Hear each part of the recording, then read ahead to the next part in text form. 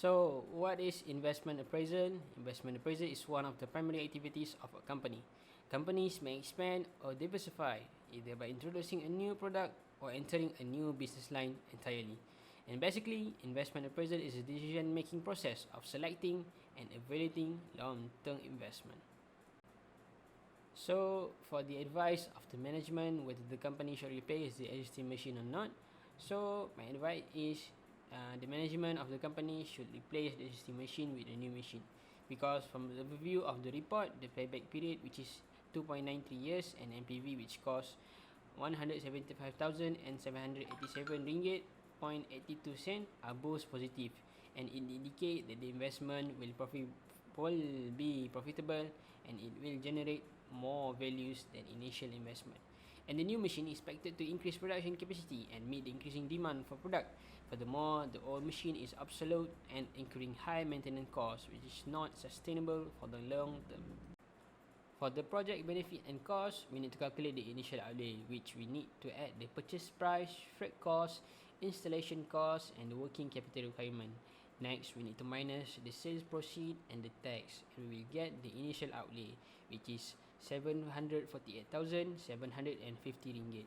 So, for the revision cash flow, we need to add the increase in sales, decrease in electric, decrease in salaries, increase in manufacturing costs, and increase in depreciation in both period, which is year 1 to 3 and year 4. After that, we will get the profit after tax. Next, we need to calculate the tax and we will get the profit after tax. And last, we need to add back the depreciation and we will get the differential cash flow, which is for period year 2 3, we will get 283,800 ringgit, and for year 4 we will get 332,200 ringgit. So, for the terminal cash flow, we will get the salvage value 400 and plus with working capital requirement 60,000, and we will get the terminal cash flow, which is 100,000. Next, for the two selected decision making techniques, we select two techniques, which is payback period and net present value. For the payback period, the value of payback period is 2.93 years, and last, the net present value is 175,787 ringgit 0.82 cent. That's all. Okay, so let's continue with what is small and medium sized enterprise is all about. Okay, so the article defines small and medium sized enterprise, or also known as SMEs, is the independent firms with fewer employees than a certain number. The definition of SMEs varies across different national statistical system. For example, on Europe setting, the limit of employees are between 200 to 500 employees, depending on their own statistical system. So however, the small firm has fewer than 50 employees, and micro enterprise as a firm has the most 10 employees, and some cases there is only 5 workers in the firm. So we continue with SME economic contribution. SMEs play a crucial role in economic growth by providing most new jobs in the organizational for economic cooperation and development area. So they constitute over 95% of businesses and account for 60 to 70% of employment. The productivity and economic growth are strongly influenced by competition in the birth and death of small firms, which leading to high job turnover rates. So from the issue that I mentioned just now, many SMEs do not survive for more than 5 years, and only a fraction develop into a high performance firms. So the governments should take responsibilities by forming policies to optimize SMEs contribution for them to growth. Sectors in which SMEs can be found: SMEs in the service sectors, majority of economic activity and employment in OECD countries. SMEs are prevalent in industries such as wholesale and retail trade, hotel and restaurant business, communication and business service, and also construction. SMEs are increasingly present in technology-intensive industries such as ICT and biotech. ICT and biotech play a significant role in strategic business service including computer software and information processing, research and development, and also marketing. Why is entrepreneurship important? Entrepreneurship is essential for small firms' development and economic growth as entrepreneurs sense opportunities, innovate, take risks, and develop new goods and services.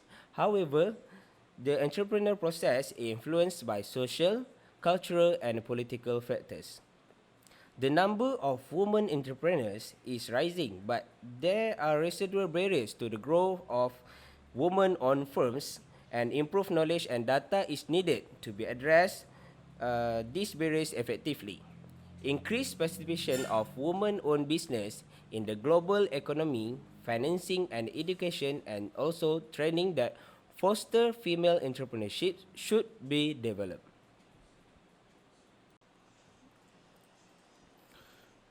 Innovative of smaller firms. According to survey data, 30 to 60% of SMEs in the OECD area are considered innovative in a broad sense.